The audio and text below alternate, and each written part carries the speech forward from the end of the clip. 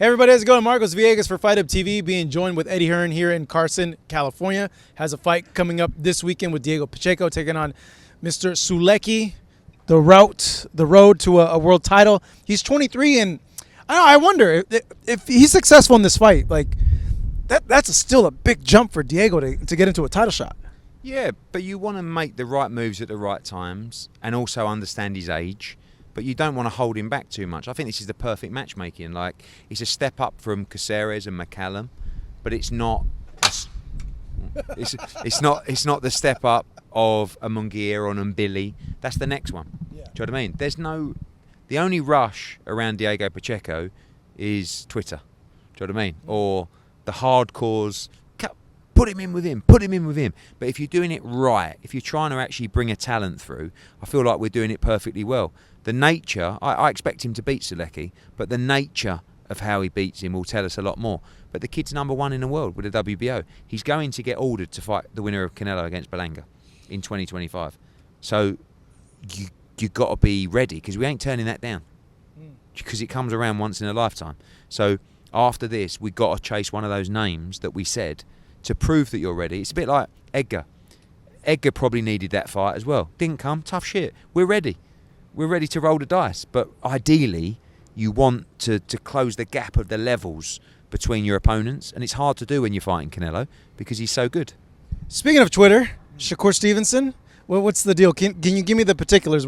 How many fights, how it came about, and how you closed it with him? I mean, we've been talking for a long time. I kind of feel like I've been promoting Shakur Stevenson for years anyway, even though he wasn't under contract. I've always spoke so highly of him. I think he's an outstanding fighter. When his contract was up with Top Rank, I met with Josh Dubin and Jay Prince, two very, very good guys.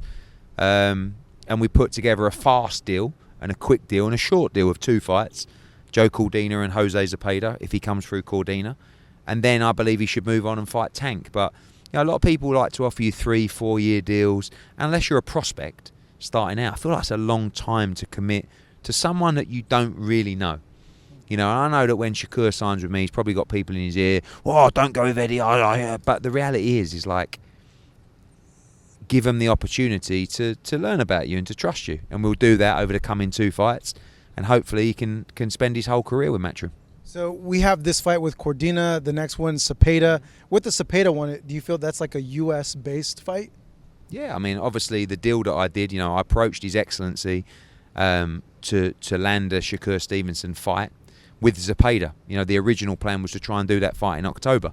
Zepeda has a child on the way and wasn't ready for that date.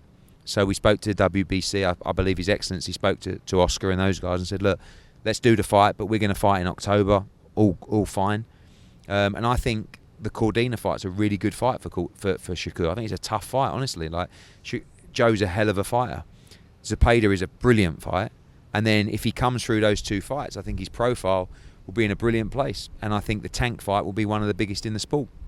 Top Rank tried to re-sign him. I think they offered him like something like $3 million, $3.2 million. I read something that's correct. $5 million? No? Honestly, Marcos, like, Twitter is such a bizarre world, right? Where one tweet and it's like gospel truth. Do you know what I mean? And like, I saw that tweet come out, and listen, he's making a lot of money. The number's wrong, but how far off is it? I'm not talking about Shakur. I mean, I'm not going to start going through your bank account and telling everyone how much you make and asking you questions. So why should we do that about Shakur Stevenson? But it just made me laugh that someone tweeted that. The next thing, everyone's retweeting it, right? And then people, actually journalists, are reporting that as the purse. So yeah, I'll say no, but he's making a lot of money for this fight, and there's a plan that he makes even more money for the Zepeda fight. And the kid is worth a lot of money because he's a hell of a fighter.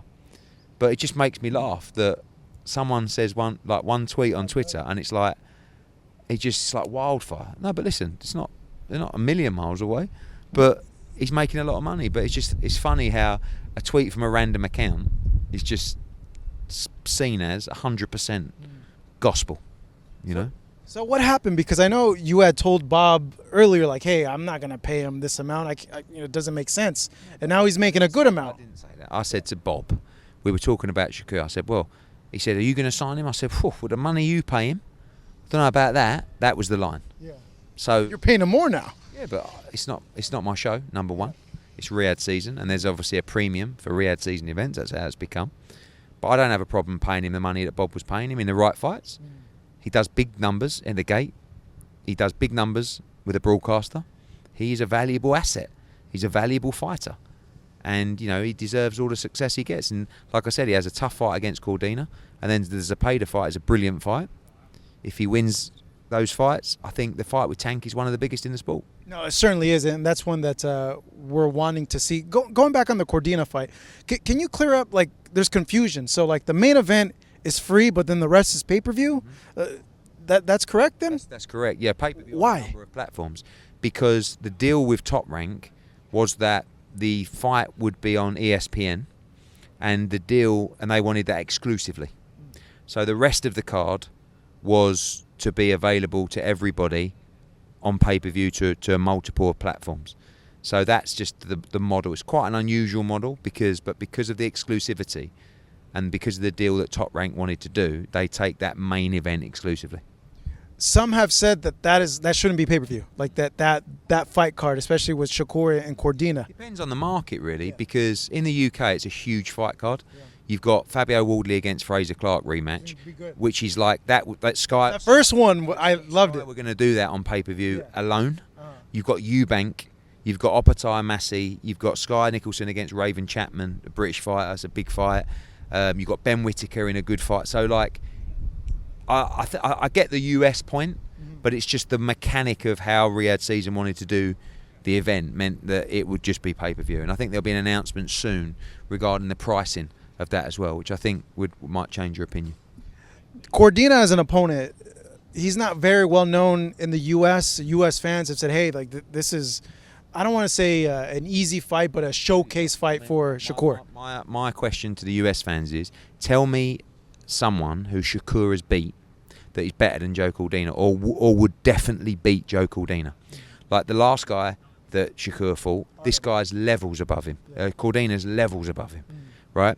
Dos Santos, I believe Cordina would beat Dos Santos. Oscar Valdez, good fighter, but I back Cordina to beat him. Cordina's really good. Just because in his last fight, he shouldn't have been at 130 anymore, got caught after the clinch very clearly and never recovered. Kakachi's big, strong fighter, no problem. But look at the knockout against Agawa, look at the fight against Rakimov. This is a serious fight. And Joe's got the bit between his teeth. Up at 135, he's going to be a lot more comfortable. But he's the underdog going into the fight. But it's actually a really good fight. And Shakur knows that. Because Shakur knows he's boxing inside out. And he knows Cordina from the Olympics and the amateur days. And he's training applicably. You mentioned Tank is your goal to get him that Tank fight. But Devin's there too. You have a close relationship with Devin. I would imagine that fight's easier, no? Tank's not going to, the problem with Tank is the weight, right? I don't think Tank wants to be at 140, but he'll go there, no doubt. He's been there before. But the problem is when you fight Devin, Devin's really on the verge of 147, right? But I would think Tank is going to say to Devin Haney, I'll fight you at 140, but I want a rehydration clause, like he did against Ryan Garcia. Devin can't do it. Devin can't have a £10 rehydration clause. So for me, I don't see that. When I look at Tank now, is he fighting in November or that's December, November? But who against who?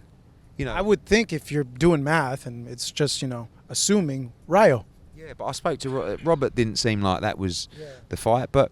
Listen, Rayo can win that fight, by the way. I mean, he took a lot of heavy stuff from Pitbull. And I know Tank's a big puncher, but Tank's not a massive puncher up at 140 and beyond. Rayo's a big guy. But he knocked out Mario. Yeah, but Rayo's a lot bigger than him, A lot of punishment, Barros. I mean, it wasn't like a one-punch knockout. But listen, Tank can punch at those weights. But I think Tank's very wary of moving up that high. And I think that's why he wanted the rehydration clause on Ryan. And even at, what was that, 136, that fight, was it made up? Yeah. But Devin, I don't see that fight. I think the fight is Shakur, because I think that fight can get made at 135. I'm just not sure what Tank does in between. It's a bit like Crawford. These guys have made a lot of money. Tank's not going to be fighting for 5 million, 6 million. Like, he's seeing what all these other guys are making in Riyadh season. He wants 20 million, 25 million. How are you going to generate that kind of money? It has to be a mega fight. So it has to be Shakur. It has to be Teofimo.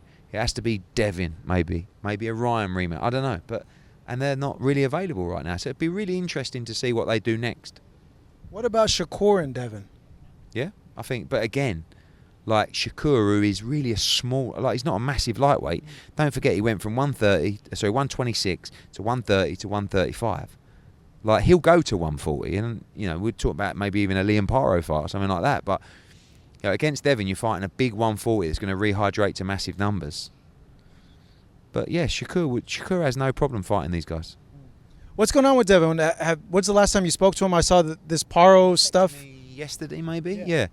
I texted him a couple of days ago about the Paro fight, and I said, look, I think there could be an opportunity to make that fight. He said, I'd be up for it if the deal was right. That was on the end. But, but as always, and that's fair enough. But, it's definitely a fight that I think makes sense. Devin has good profile in Australia, beat Kambosos twice over there.